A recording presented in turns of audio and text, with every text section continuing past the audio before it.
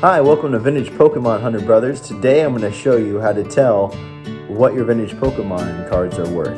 So, first step is on the bottom of each card, there's a symbol that lets you know if it's a common, uncommon, or rare.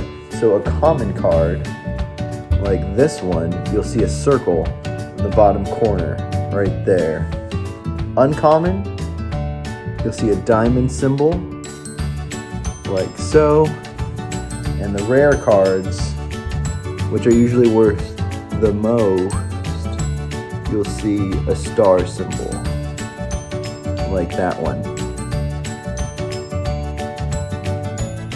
Alright, so now that you've gone through your cards and you've seen the common, uncommon, and rares, the next big thing that we look for to see if your cards are worth anything is a first edition stamp. So, a first edition stamp looks like so, and you'll see it on the older cards, base set, jungle, fossil, team rocket, gym challenge, neo, genesis, neo revolutions, and that's a big indicator that it's worth something, unless you see it on one of these.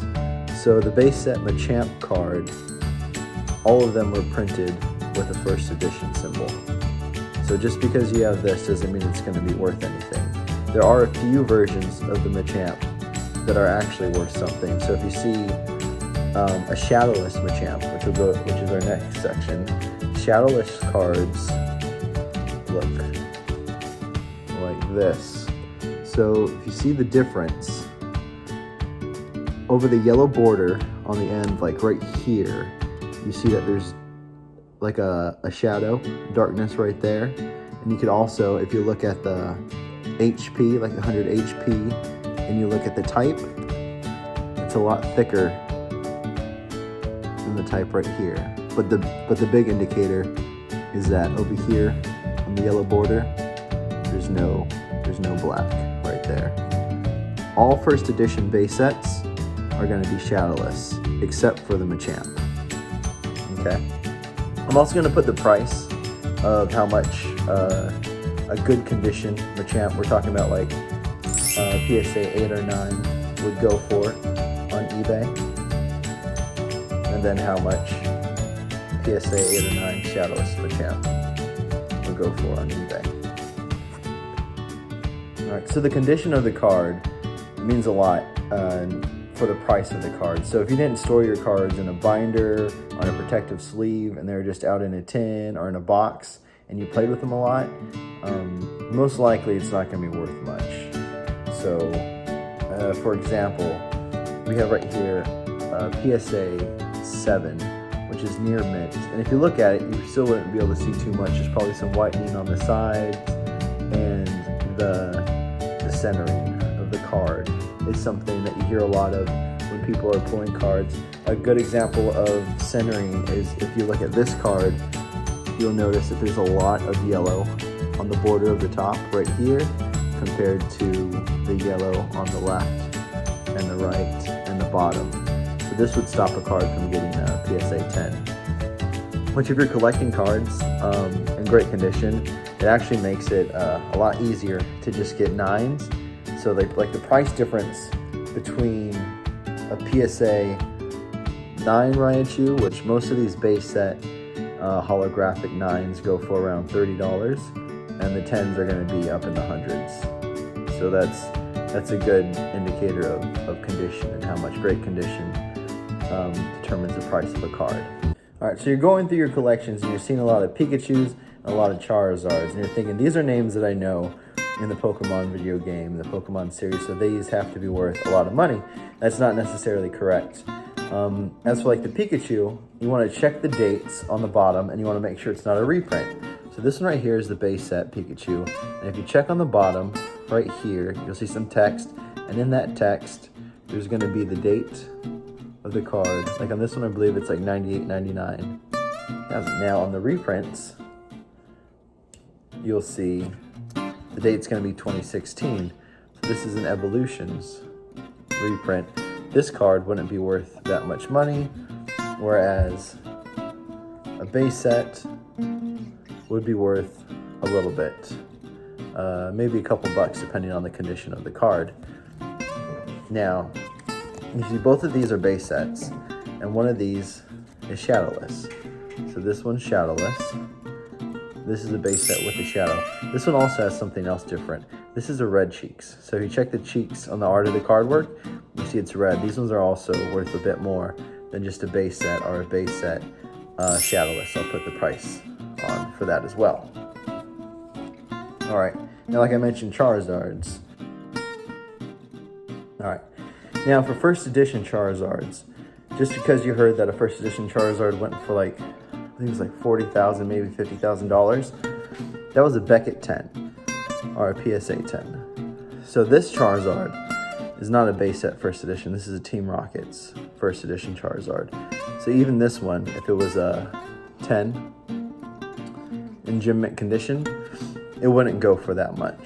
I'll put the price up, how much a PSA 10 Dark Charizard goes for.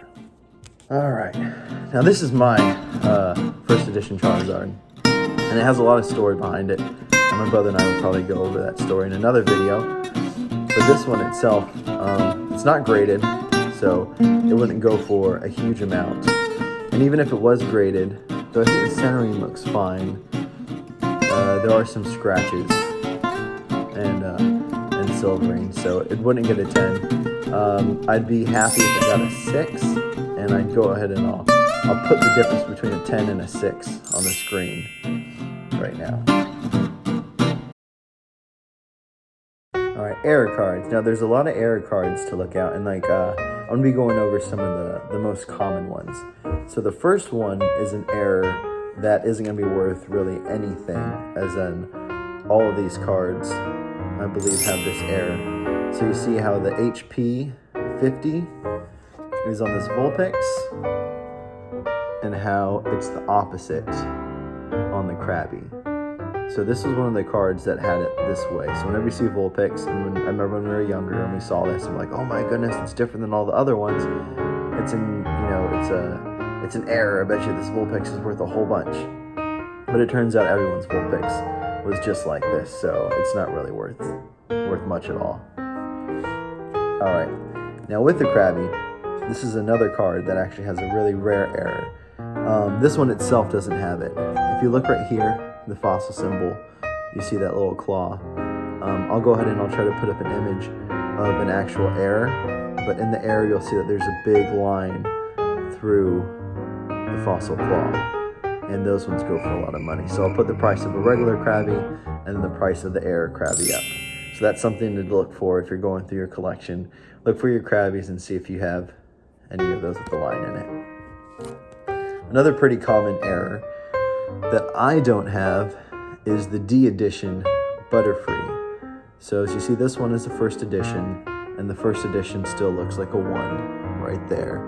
Now on a lot of these Butterfrees, there's like a little bubble or something happened on the first edition stamp where it goes out and it looks like a D instead of a 1. I'll go ahead and I'll put the price of the first edition Butterfree and then the price of the D edition Butterfree up on the screen.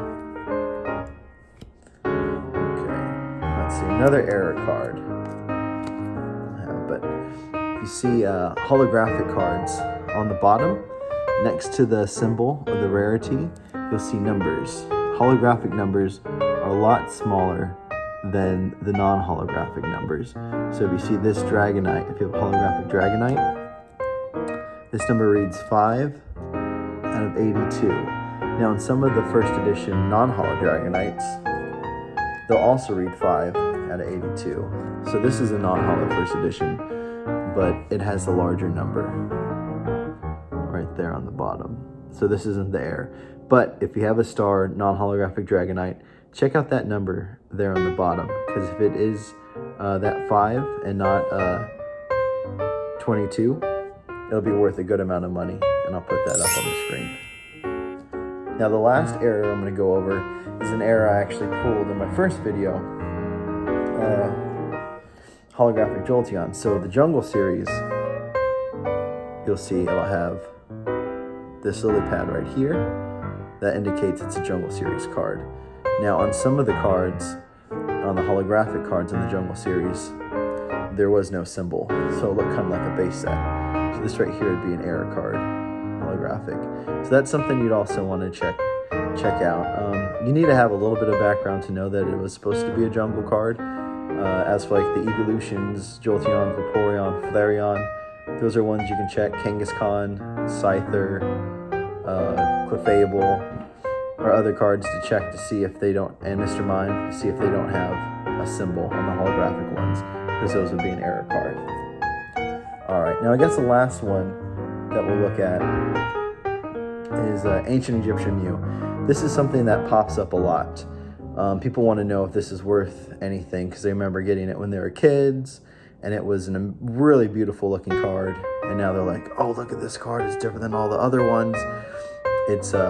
This has to be worth a whole bunch of money, and it isn't. I'll go ahead and I'll put the prices up on the screen right now. There are some different versions of this, and some are worth more than the others. I don't have too much time to go through all of them. None of them are worth an incredibly amount of money, but some will be darker than others. Like this one is from Japan, and I actually got it before the English version came out, so it was pretty awesome. It was really expensive when we did get it. This was the English version. If you can see, this one is a bit lighter than this one, and the hollow pattern is a bit different on this one than this one. Also, the bordering on this one is a lot thinner. There's also a misprint on some of these that people think make it really rare. On the bottom, like where I showed you the dates were before, on some of them Nintendo is spelled incorrectly, but those still aren't worth that much money. So if you see that, don't get too excited. It might just be worth maybe a little bit more than the ones that don't have the misspelled word. All right, so that's a brief little way to go through your cards to see if they're worth anything. Common, uncommon, rare, check for first edition, shadowless, the errors, the condition of the card means a lot. And just because it's a Charizard doesn't mean it's going to be worth thousands of dollars. All right, well, I hope you enjoyed this video. Go ahead and subscribe if you want to see more videos. This channel is based on opening old vintage packs. So if you enjoy watching people open up old vintage packs and learning the history of them and what they might be worth, go ahead and subscribe, like, and comment on this video if you have any questions about your cards, and I'll respond and I'll give you an answer. All right. Hope you have a great day. Bye. For slightly inappropriate code card time.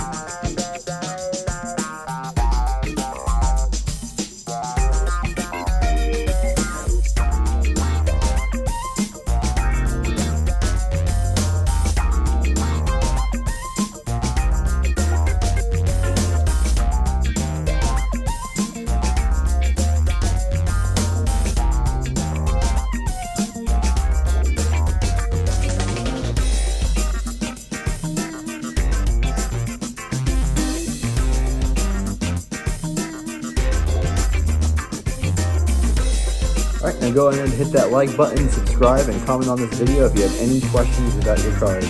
Y'all have a great day, and see you soon with a new pack opening of Team Rocket and Japanese Team Rocket.